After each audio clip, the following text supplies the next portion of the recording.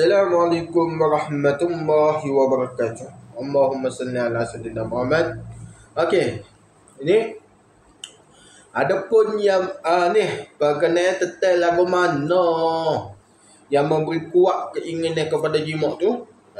Yang pertama ada misalnya kata melihat kepada orang jima'.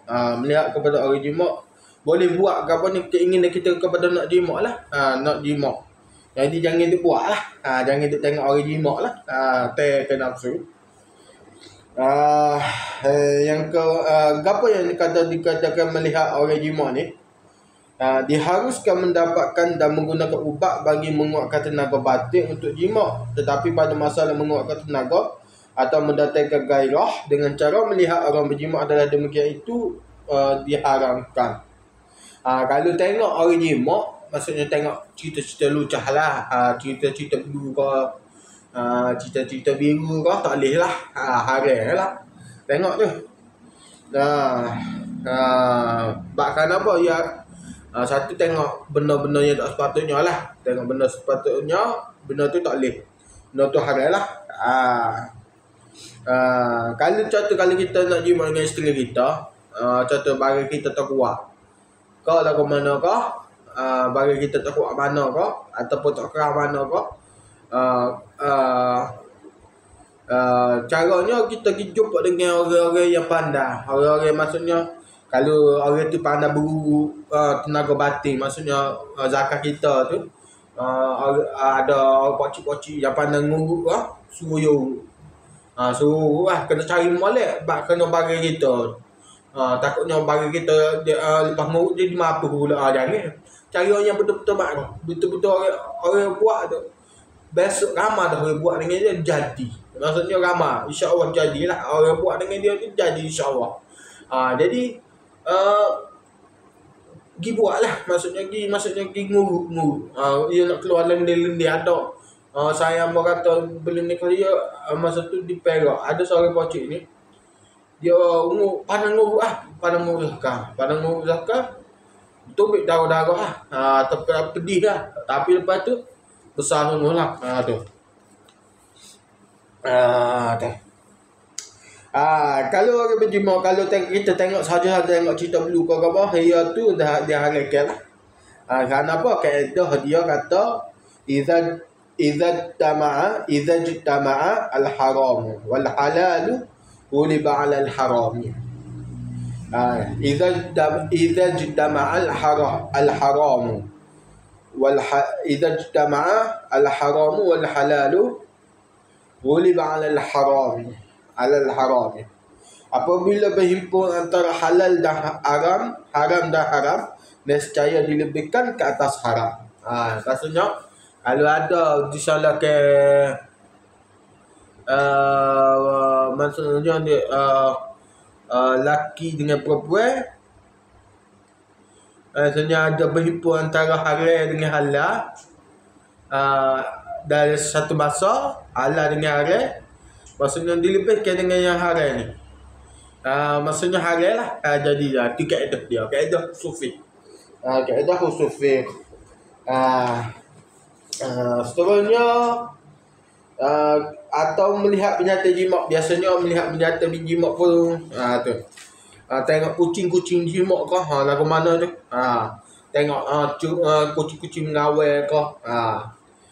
Itu boleh menaikkan syahwat lah. Menaikkan syahwat, menaikkan keinginan untuk jima' lah. Ataupun dengan sebab menilik kepada segala faras, pilih kepada segala faras perempuan, tak kira lah. Tu kena jagalah. Dan membaca segala kitab atau buku yang dikarang segala ulama pada menyatakan ilmu insan, yakni ilmu jima' lah. Iaitu ilmu tabiat manusia yang berkenaan dengan pelihat tubuh badan manusia seperti pelihat anggota kelamin, faras atau zakar. Kita ni salah satunya. Ni segala untuk gambar ni, untuk bagi manfaat lah, untuk tahu-tahu tu. Dan membaca segala kitab atau buku yang dikarang. Lepas tu menerangkan dan mendengarkan hikayat cerita orang yang kuat jimat. Dengar cerita orang, dengar cerita baju tu. Oh, aku jimat ni sikit-sikit. Ketuk sampai meja-meja kedai kopi. Pop. Lepuk-lepuk kedai kopi. Aku malah jimat benda aku ke dia. Sejak 3 jam aku tak keluar-keluar. Untuk jimat. Contoh. Contoh. Adapun dengar-dengar buah. Aku dengar pok loh tu gini. Oh, dia nekah tega anak 15. Oh, masa mana dia mau? Masa mana dia buat? Contoh. Lepas tu mendengar suara perempuan yang merindu lagi merdu. Maksudnya nyanyi kok. Nyanyi suara merdu, dia boleh menaikkan syahwat juga tu. Salah satunya. Tambah peringatan. Ini suatu peringatan. Maka jika ada di dalam seseorang itu asyik atau sesuatu yang mubah, sesuatu yang harus, maka iaitu harus seperti mendengar suara isterinya atau jariahnya. Jariahnya, jirainya lah, isterinya ataupun jirainya.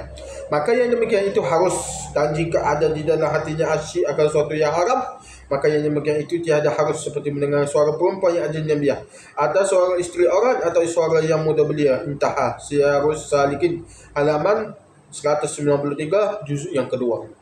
Contohnya dengar. Kalau dengar sekadar untuk muamalah. Untuk muamalah maksudnya untuk berjual beli, tak ada masalah. Benda tu dengar suara, tak ada perempuan tu. Peniaga perempuan tu tak boleh nak kecek. Maksudnya dengar saja-saja, maksudnya perempuan tu nyanyi ke lagu mana. Lepas tu dengar perempuan tu, kita boleh menimbulkan syahwat kita. Itu tak boleh lah. Tiada harus benda tu.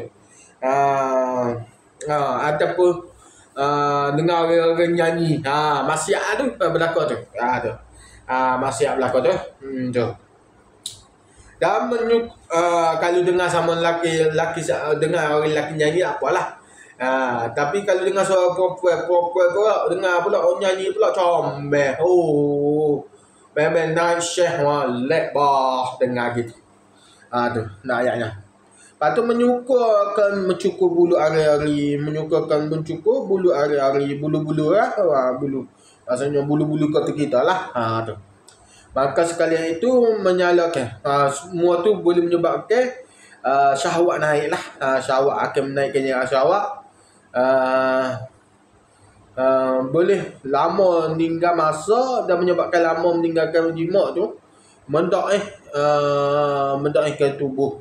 Boleh menyebabkan lemah tubuh. Apapun selamat. Pakat jaga-jaga sendiri-sendirilah. Pakat jaga-jaga diri sendiri. Hidup poligami untuk kemajuan. Assalamualaikum.